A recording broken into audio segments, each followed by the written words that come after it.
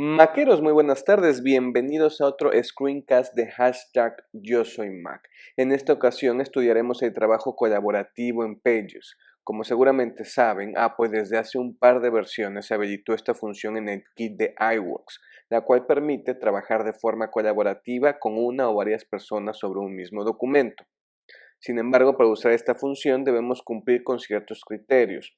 Primero, debes contar con un Apple ID. Si por alguna extraña razón a estas alturas del partido no cuentas con uno, puedes hacer clic en la tarjeta que se muestra en pantalla. Ahora, cuando digo que necesitas un Apple ID, me refiero a que ni siquiera necesitas una Mac o un dispositivo de Apple. Simplemente requieres tener un Apple ID. Recuerda que muchos de los servicios de Apple pueden ser usados a través de la web por medio de iCloud.com. Si no sabes qué es iCloud.com, haz clic en la tarjeta que se muestra en pantalla. Justamente, para fortuna de todos, tenemos una versión de Pages en Cloud. Si este es tu caso y vas a trabajar desde la web, necesitas Safari 9 o Chrome 50 o posteriores si vas a trabajar desde una Mac. Si vas a hacer desde Windows, necesitarás Explorer 11 o Chrome 50 o posteriores. Si vas a trabajar desde un dispositivo Apple, requieres macOS High Sierra o posterior y Pages 7.2 o posterior, si es desde una Mac o de escritorio. Si vas a trabajar en iOS, es decir, en iPhone, iPad, vas a requerir iOS 11 o posterior y Pages 4.2 o posterior. Por último, y de manera muy obvia, vas a necesitar haber iniciado sesión en iCloud. Si no sabes de qué te hablo, haz clic en la tarjeta que aparece en pantalla. Tener activo iCloud Drive, que también, si no sabes cómo hacerlo, aparece una tarjeta en pantalla. Ahora sí, entremos en materia. Yo aquí ya tengo guardado un archivo de ejemplo con un pequeño texto para anotar los cambios. Es muy importante que el archivo con el que vayan a trabajar lo tengan almacenado en iCloud, de lo contrario no podrán trabajar de forma colaborativa.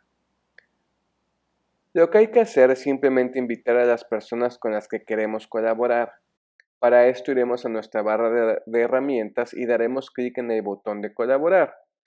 Acto seguido, nos abrirá una ventana donde deberemos seleccionar el medio por el cual deseamos compartir la liga que acceda al documento, porque en realidad no estaríamos transfiriendo el documento en sí, como lo hacíamos en correos, sino simplemente la liga.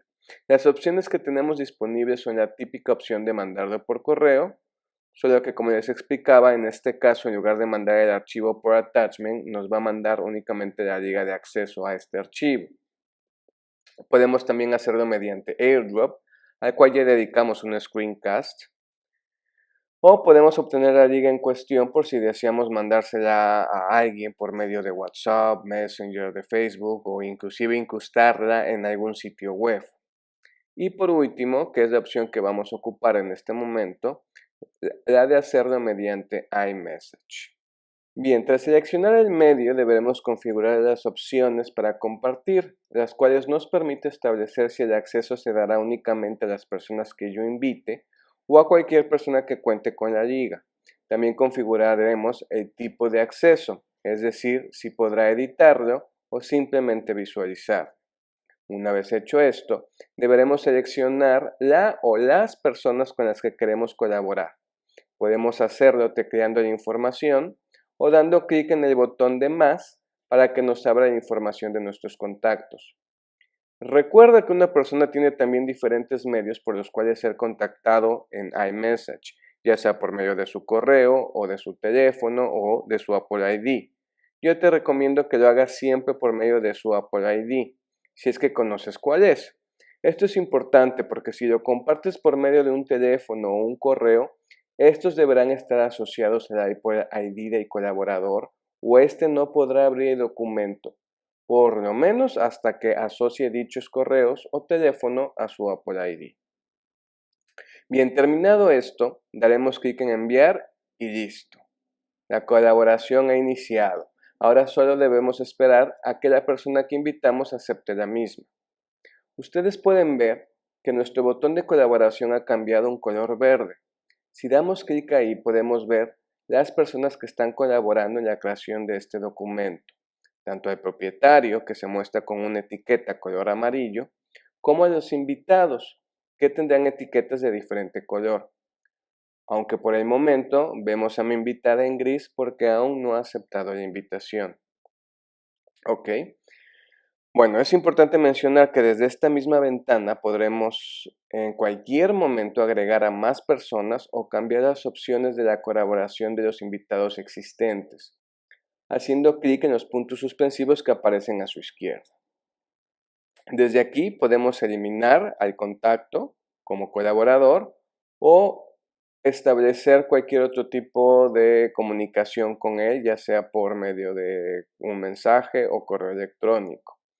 En la parte de abajo podemos aplicar los mismos cambios, pero solo que lo haríamos de manera general y no individual.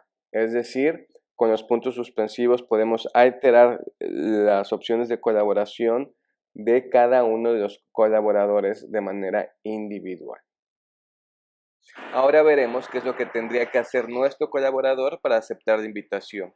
O en su caso, qué es lo que tendríamos que hacer nosotros si es que es a nosotros a los que están invitando a colaborar.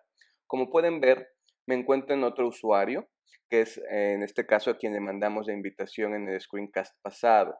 Si recuerdan, la invitación la enviamos por iMessage, donde ya podemos ver la notificación. Lo que tenemos que hacer es simplemente entrar a iMessage y podremos ver que en la conversación con mi usuario aparece la liga y documento que hemos compartido. Solo deberemos hacer clic en él para que Pages lo abra. Al hacer clic en nuestro botón de colaborar podremos ver las personas que están trabajando en el documento. Al igual que lo vimos antes, podemos desde aquí terminar nuestra colaboración o mantener contacto con las personas con las que estemos colaborando por medio de mensajes o de correo electrónico. Lo único que nos queda por hacer es trabajar en el documento. Cada cambio que hagamos se verá reflejado para todos los usuarios y podremos acceder siempre a nuestro documento desde iCloud Drive. En nuestro próximo screencast hablaremos sobre la manera en que podemos gestionar y administrar los cambios que se hacen en el documento por medio de la función control de cambios. Por el momento, para no alargar mucho este screencast, vamos a dejarlo hasta aquí y nos estamos viendo en el próximo video tutorial. Saludos.